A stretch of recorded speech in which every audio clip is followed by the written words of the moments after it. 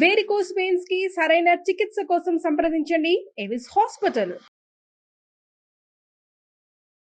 నమస్కారం. విష్ణు పురాణం 25వ భాగంలోకి వచ్చాం. ప్రద్యుమ్నుడు మాయావతి వివాహం జరిగిందని చెప్పుకున్నాం. మాయావతి శంబరాసురుడి దగ్గర నుంచి అతని దగ్గర ఉన్న సమయంలోనే చేప గడుపులో లభించినటువంటి ప్రద్యుమ్నుని పెంచింది. తర్వాత అతన్ని వివాహం చేసుకుందని పురాణం కథలో చెప్పబడిందండి. తర్వాత చెప్తున్నారు, రుక్మిణి యందు కృష్ణ పరమాత్మకి చారుధేష్ణుడు, చారుదేహుడు, వీర్యవంతుడు, సుషేణుడు, చారుగుప్తుడు, భద్రచారుడు, సుచారుడు, మహాచారుడు అని కుమారులు కలిగారు. కడసారి సంతానం ఒక ఆడబిడ్డ కూడా కలిగిందట, చారుమతి అట. మనము కుండిన నగరంలో చారుమతీదేవి అని కథ చెప్పుకుంటూ ఉంటాం. ఎప్పుడది వరలక్ష్మి వ్రతానికి చారుమతీదేవి కథ చెప్తాం కదా. ఈ చారుమతి పేరు ఈ విష్ణు పురాణంలో ఉన్నది, శ్రీకృష్ణుని కుమార్తెగా చెప్పబడుతోంది.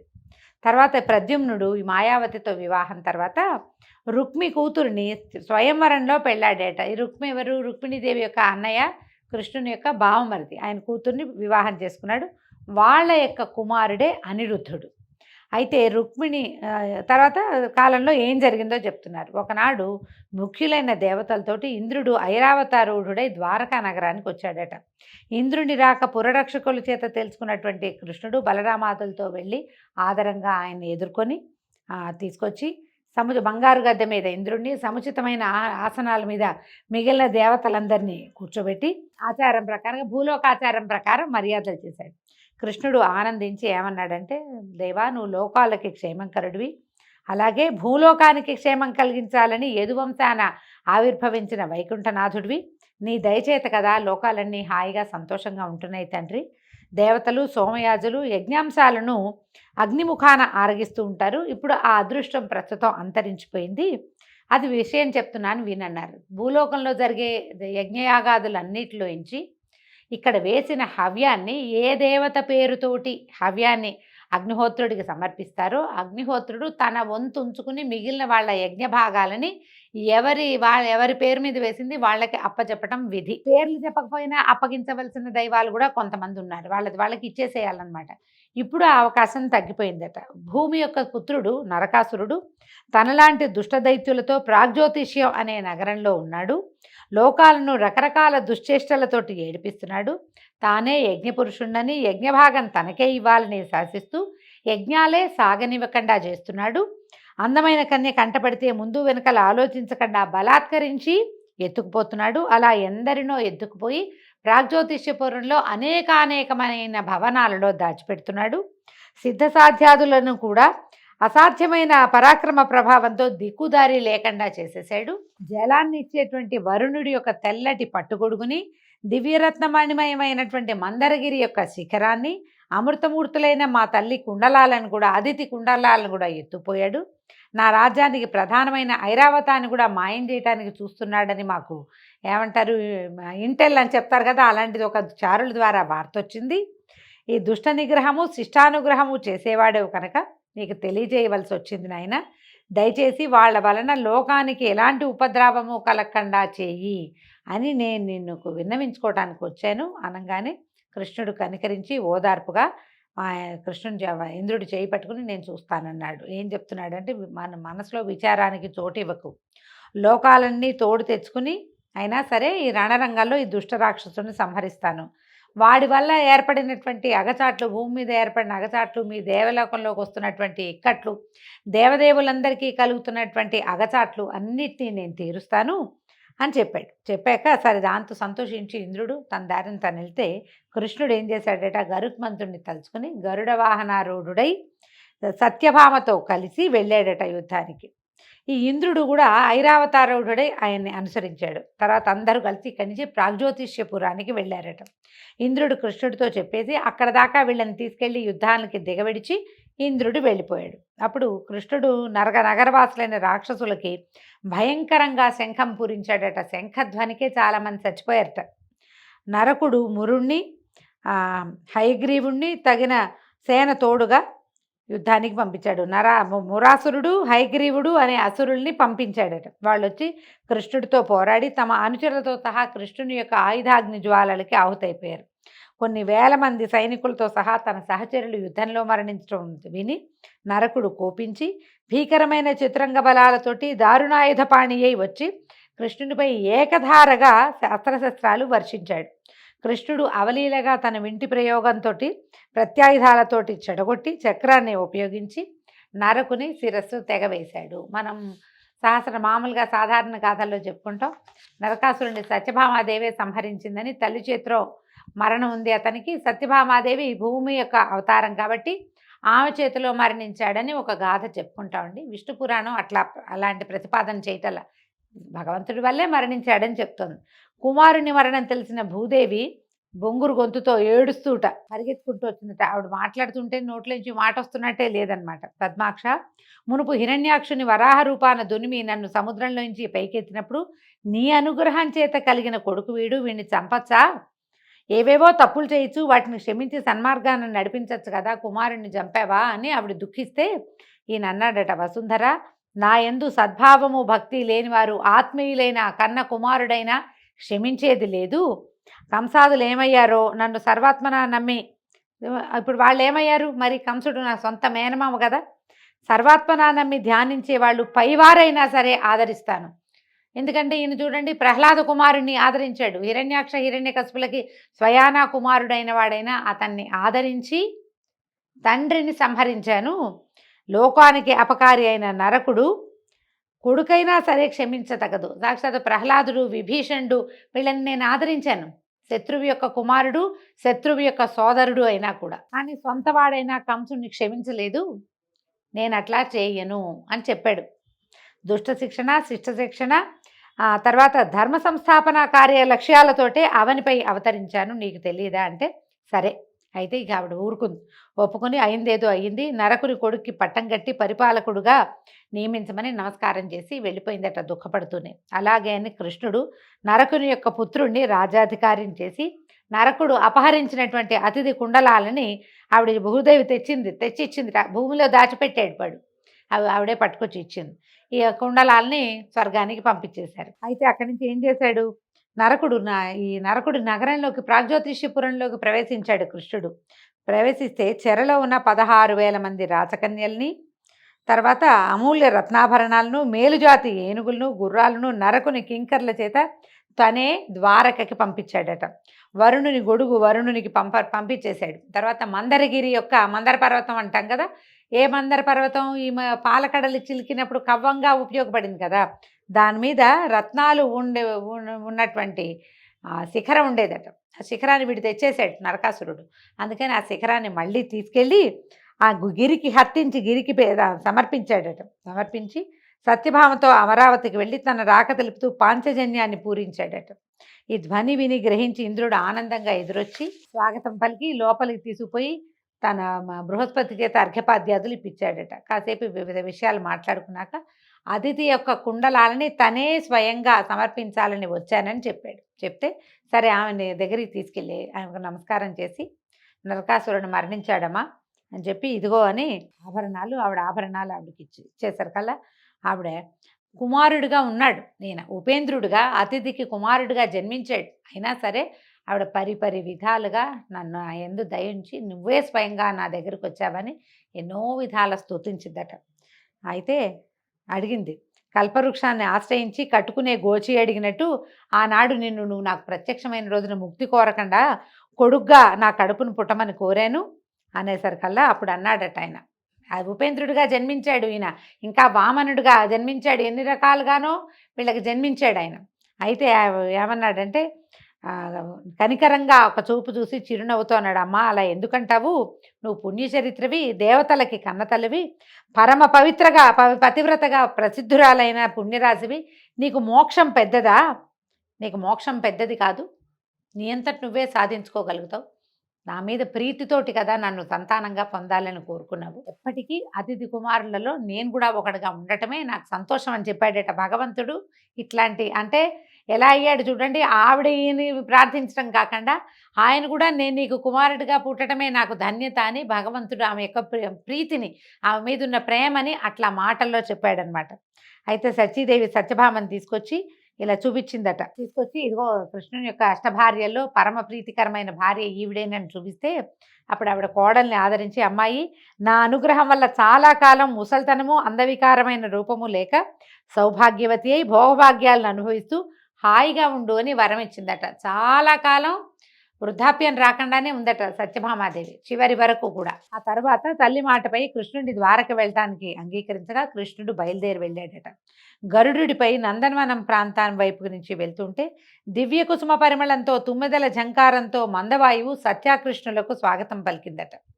సత్య ఆనందంగా ఆశ్చర్యంగా ఆ దివ్యవనం దాంట్లో ఉన్న పారిజాత వృక్షాన్ని చూసి ఇలా అన్నదట, ఈ పారిజాతం ఈ నందనవనానికే దివ్యాలంకారంగా ఉంది కదా, తరగని కమ్మని తావితో ఉండే ఈ పారిజాత కుసుమాలు నిత్యము సఖులు తాను కొప్పును ధరిస్తూ ఉన్నటువంటి ఈ ఇంద్రసుందరైన ఈ సచీదేవి ఎంత అదృష్టవంతురాలు, ఇంద్రుని కన్నా మిన్నగా భోగాలు ఇచ్చేవాడివి నువ్వేనని అందరూ చెప్పుకోవటమే కానీ నీ భార్యనైన నాకు ఆ ఇంద్రుని భార్యకి లభించే భోగం లభించట్లేదు. ఇలాంటి దివ్య కుసుమ ధారణ అద్భుతమైన పుష్పాలని తల్లో పెట్టుకునేటువంటి అవకాశం భోగం నాకు లేదు కదా.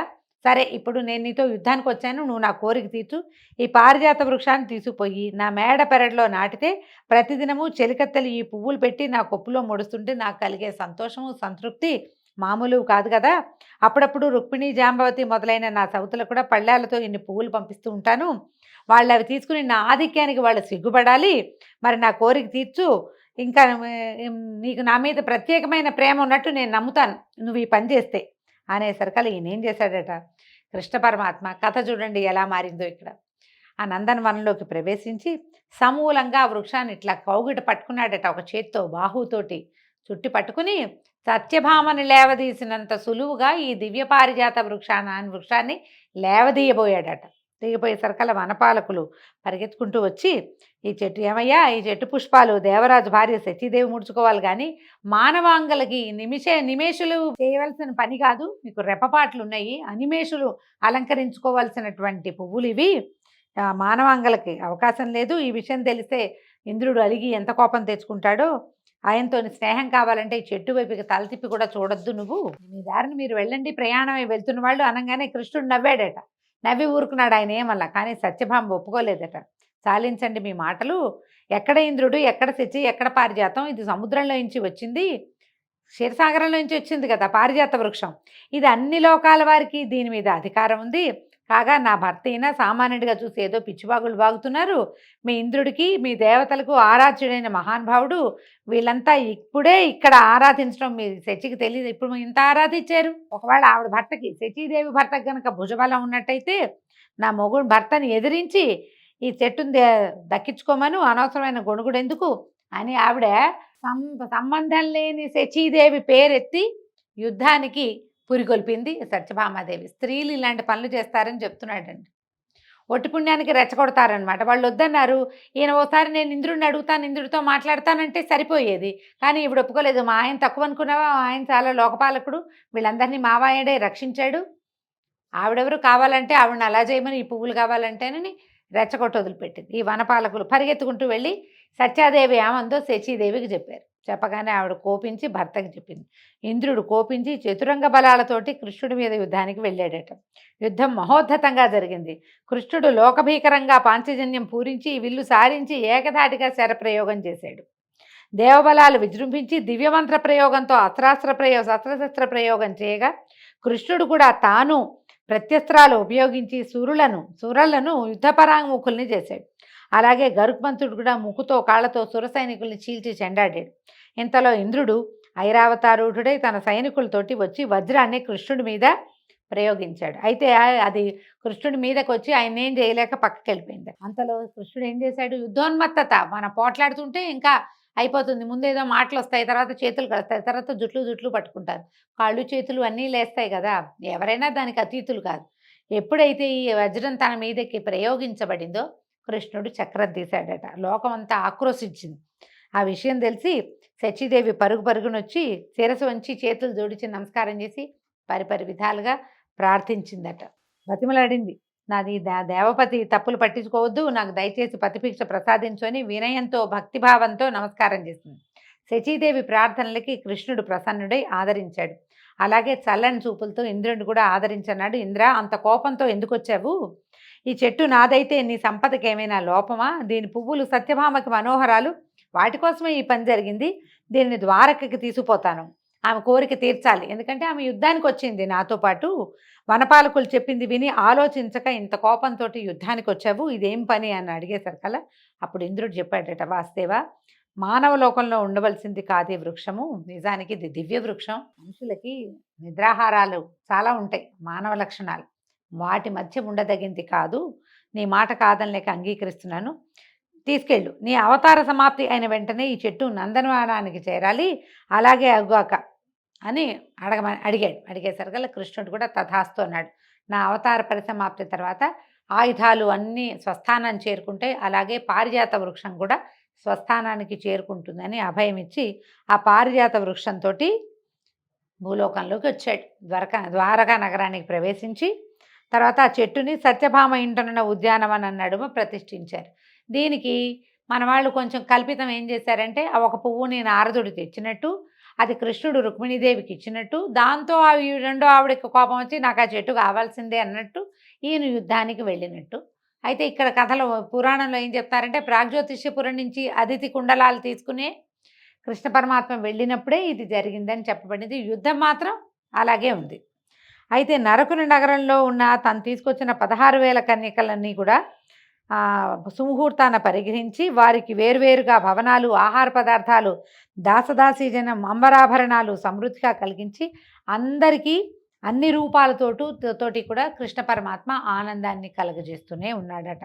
కొంతకాలానికి ఆ కాంతలైందు 32,200 మంది కుమారులు జన్మించారట. అలాగే రుక్మిణికి ప్రద్యుమ్నాదులు, సత్యభామకు భానుకాదులు, జాంబవతికి సాంబాదులు, నాగ్నజితికి భానువిందాదులు, ఇట్లా మహిషుల యందు కూడా 8 మంది భార్యల యందు కూడా కృష్ణుడు ఆనందంగా సంతానంతో కాలక్షేపం చేస్తూ ఉన్నాడు. బలి కుమారుడైనటువంటి బాణాసురుడు శంకరుని గూర్చి తపస్సు చేయగా శంకరుడు ప్రత్యక్షమై వాడికి కోరిన వరాన్ని ఇస్తాననేసరికి నా నగరానికి పాలకుడుగా ఉండమని బాణాసురుడు పరమేశ్వరుని కోరుకున్నాడు. 1000 చేతులు కౌమారత్వము వాడి ముఖ్య వరాలు. అందులో ఏమిటి, బాణాసురుడికి 1000 చేతులు అంటున్నారు, కానీ మనకు తెలిసింది 10 చేతులు బాణాసురుడికి అని చాలా కథల్లో వింటామండి. కౌమారత్వం ఎప్పుడూ యవనవంతుడిగా ఉండే వరాన్ని పొందాడట. బాణుడు అసురనాయకుడై శోణపురం రాజధానిగా చేసుకుని అందుండి తన రాజ్యాన్ని నడుపుకునేవాడు. వాడిని ఎవ్వరూ ఎదిరించలేక ఎక్కడెక్కడ ఉన్న రాక్షసులు వచ్చి బహుమతులిచ్చి అతనికి సహచరులుగాను అనుచరులుగాను అయిపోయారు. క్రమంగా పేరు ప్రఖ్యాతి కలిగినటువంటి బాణునికి గర్వముదిరి యుద్ధకాంక్షతో ఇంటి దగ్గర నుంచి బయలుదేరి తన పురరక్షకుడుగా ఉన్నటువంటి శంకరుని వద్దకు వెళ్ళి ఇట్లా అన్నాడట, త్రిపురాంతక 1000 చేతులు అసాధారణమైన భుజబలము ప్రసాదించావు, యుద్ధం చేద్దామంటే ఎవడూ కనపడ్డాయే, చేతుల తీరేమో దుర్భరంగా ఉంది, తీటగా ఉంది చేతుల తీట వీడికి, దయచేసి యుద్ధానికి సిద్ధపడవలసింది అని అనేసరికల్లా ఈ బాణాసురుడి ప్రగల్భ వాక్కులు విని పార్వతీదేవి అందుట, బాణా కొంచెం ఓర్చుకో, నీ మయూరకేతనం కింద పడగా నీ కోరిక తీరే ఘోర రణం సంప్రాప్తం అవుతుంది, పో వెనక్కని చెప్పిందట. ఎప్పుడైతే నీ మయూర ధ్వజం, అతని ధ్వజం మయూరం అట, అది కింద పడుతుంది ఒకనాడు, అప్పుడు నీకు యుద్ధం ఈ తీట తీరుతుంది, పరమేశ్వరుని యుద్ధానికి ఆహ్వానించద్దు, వెనక్కి వెళ్ళిపోమని ఆవిడ ఆజ్ఞగా చెప్పింది. సరేనని బాణాసురుడు ఏం చేశాడు, లోపలికి నగరంలోకి వెళ్ళిపోయాడు. రోజు ఆ దానికేసి చూస్తుండేవాడట, జెండా కేసి, ఎప్పుడు జెండా పడుతుందా, ఎప్పుడు యుద్ధం చేద్దామా అని. ఇలా ఉండగా మయూర ధ్వజం ఒకనాడు నేల కూలిపోయిందట. చూసి బాణుడు సంతోషించాడు. అలా ఉండగా పార్వతీ సహితుడే పరమేశ్వరుడు సురాసుర కాంతలతోటి ఉద్యానవనంలో విహరిస్తున్నారట. పార్వతీ పరమేశ్వరులు ఇద్దరు ఉన్నారు. బాణాసురుడి శోణపురానికి రక్షకులుగా, నగరపాలకులుగా ఉన్నారు. ఈ బాణుడి కూతురైనటువంటి ఉషాకుమారి నాకు ఇంకా పతి రాలేదు, నాకు భర్త లభించలేదని గౌరీదేవి దగ్గర చెప్పిందట. చెప్తే గౌరీదేవి పార్వతీదేవి చెప్పింది, బాల, వైశాఖ శుద్ధ ద్వాదశి నాటి రాత్రి కలలో నిన్ను కలిసి అలరించిన వాడు నీ పతి అవుతాడు అని వరం ఇచ్చేసరికల్లా ఈ అమ్మాయి చాలా ఆనందించింది. కాగా గౌరీదేవి చెప్పిన నాటి రాత్రి అపరమన్మతుడైన యువకుడు ఒకడు నిద్రలో కనపడి ఉషతో శృంగార విలాసాలతోటి పాల్గొని ఆమెను అలరించి అదృశ్యుడైపోయాడట. తెలివి వచ్చిన ఉష తన శరీర పరిస్థితిని చూసుకుంది. అయితే అమ్మాయి తెలుసుకుంది ఇదేంటంటే కలలో జరిగినా కూడా నిజంగా జరిగిన లాంటి భావాలలో ఉన్నదన్నమాట. కాబట్టి ఈ నేటి రాత్రి కలలో కనిపించిన వాడే నా నాథుడు, నా పతి కావాలి, ఇది ఎట్లా, ఈ పని ఎలా కుదురుతుంది అని ఆలోచించి ఈ మహామంత్రిగా ఉన్నటువంటి కుంభాండు అనేవాడికి ఒక కూతురు ఉందట, చిత్రరేఖ. ఆ చిత్రలేఖను పిలిచి, వీళ్ళిద్దరు బాగా స్నేహితులు, ఒకళ్ళకొకళ్ళు పంచప్రాణాలు ఇచ్చుకోగలరు అనమాట. పిలిచి, నాకు నిన్న రాత్రి ఒక కల వచ్చింది, ఎంతో అందంగా ఉన్న ఒక పురుషుడు నాతోటి కలిసి ఉన్నాడు, నాకు అతను కావాలని అడిగింది. అడిగేసరికల్లా ఈ చిత్రరేఖ అంది, దానికి అంత ఆలోచించడానికి ఏమిటి, నేను ఉండటం ఎందుకు, ముల్లోకాల్లో ఉన్నటువంటి ప్రసిద్ధులైన అందగాళ్ళైన యువకుల పటాలు తెస్తా, వాళ్ళల్లో నువ్వు ఎవరితోటి నువ్వు కలిసి ఎవరిని నీకు అనిపించిందో అతనికి చెప్పు, నేను వాడిని తీసుకొస్తానండి. అయితే ఈవిడ ఏం చేసింది, అందరివి చిత్రపటాలు రాసి పట్టుకొచ్చి ఇచ్చింది. ఈ అమ్మాయి ముందు ఉషాదేవి ముందు స్వర్గంలో ఉండే యువకులందరినీ చూసింది, తర్వాత పాతాళంలో వాళ్ళని చూసి అవేవి కాదని పడేసింది పక్కన. చివరికి మానవలోక యువకుల్ని పరిశీలిస్తూ ఈ ద్వారక అనిరుద్ధుడు అంతఃపుర సమాచారం తెలుసుకుని చూపించింది. అనిరుద్ధుడు అనేవాడు ఒకడున్నాడు. వీడెవడు అనిరుద్ధుడు, ప్రద్యుమ్నుని కుమారుడు. ప్రద్యుమ్నుడు కృష్ణుడు, శ్రీకృష్ణుడు రుక్మిణీదేవి యొక్క కుమారుడు. అప్పుడు శంబరాసురుడికి దొరికాడు కదా, అతను అనమాట, అతని కుమారుడైన అనిరుద్ధుడు. చెప్పేసరికి ఈ చిత్రలేఖ చూపిస్తే, అబ్బో గడుస్తానివి, నువ్వు అదృష్టంతరాలు, నిజంగానే నవమన్మథుడు అని చెప్పి రాత్రికి రాత్రి ఆకాశ మార్గాన ద్వారకకి వెళ్ళి రాక్షసమాయితోటి అనిరుద్ధని భవనంలో ప్రవేశించి నిద్రలో ఉన్న అతనిని తన మాయతోటి బంధించి గాల్లో తీసుకొచ్చి ఉషకప్పచెప్పింది.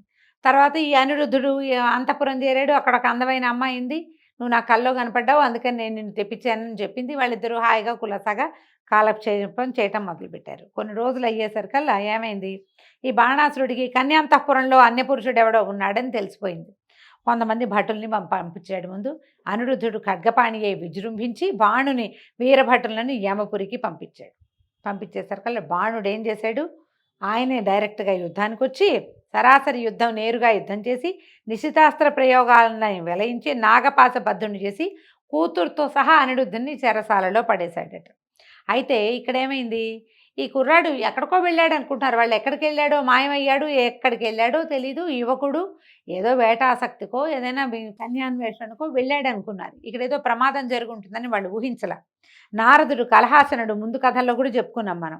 ద్వారకకు వెళ్ళి కృష్ణుడిని దర్శించి పార్వతీదేవి బాణాసురుని కూతురైన ఉషకి ఏం చెప్పిందో, ఆ తర్వాత అనిరుద్ధుడిని బాణుడు ఎట్లా నాగపాసబద్ధుని చేసి చెరలో ఉంచాడు, ఈ మొత్తం మధ్యలో చెప్పుకున్న కథ అంతా తీసుకెళ్ళి అందించాడు. అందించగానే వెంటనే కృష్ణుడు బలభద్ర ప్రద్యుమ్నాదులు రణకోవిదులు వెంటరాగా గరుడవాహండై శోణపురానికి వెళ్ళి లోకభీకరంగా పాంచజన్యాన్ని పూరించాడట.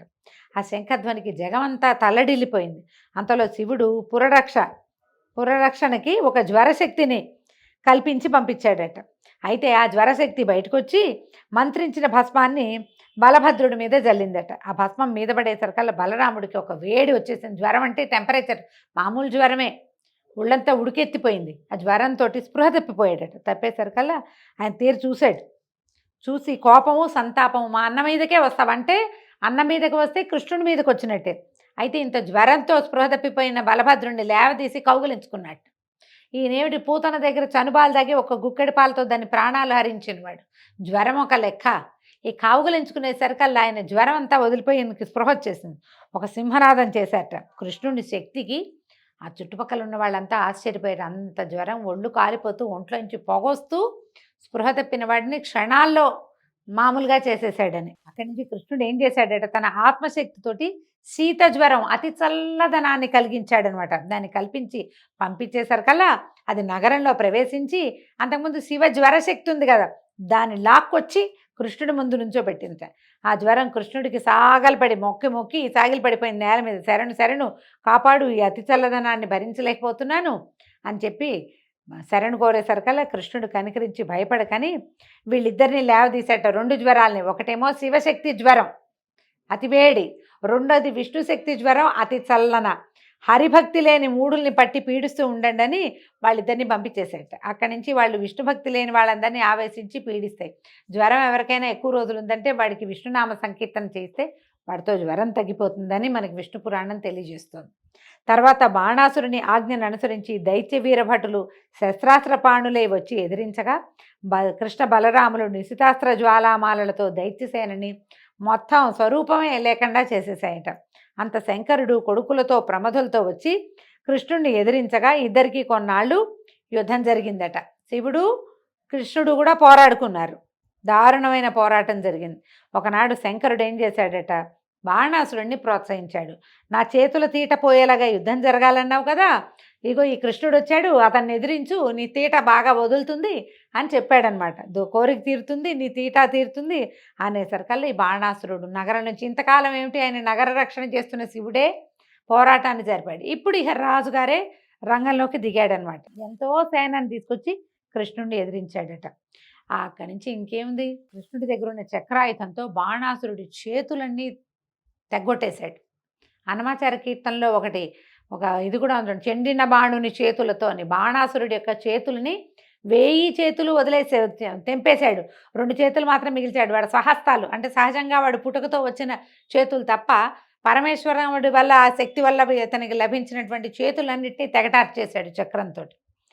చేసేసరికల్లా అప్పుడు శంకరుడు వచ్చి, వాసుదేవ బాణుని ప్రాణాలు తీయకు, నా భక్తుడు, నా మాట మన్నించు, నీ భక్తుని కుమారుడు కూడా, బలి యొక్క కుమారుడు నా యొక్క భక్తుడు అని చెప్పి వీడిని ప్రాణాలతో వదిలిపెట్టు అనేసరికల్లా సరే ప్రాణాలతో విడిచిపెట్టబడినటువంటి బాణాసురుడు కారాగారంలో బంధించిన నాగపాశ బంధుడుగా ఉన్నటువంటి అనిరుద్ధుడిని, తన కూతుర్ని కూడా తీసుకొచ్చి ద్వారకకి తీసుకొచ్చాడు, వీళ్ళకి అప్పచెప్పాడు. అప్పుడు వీళ్ళకి వివాహం చేసి ద్వారకా నగరానికి తెచ్చుకున్నారు. అంతా సుఖంగా సంతోషంగా ఉన్నారట. అయితే తర్వాత గాథ చెప్తున్నారండి. అయితే ఈ ఉషా పరిణయ గాథతోటి ఈరోజు విష్ణు పురాణం సమాప్తం అండి. రేపు ఉదయం మళ్ళీ తర్వాత గాథలో పౌండ్రక వాసుదేవుణ్ణి విష్ణుమూర్తి ఎట్లా సంహరించాడో రేపు భాగంలో తెలుసుకుందాము. నమస్కారం.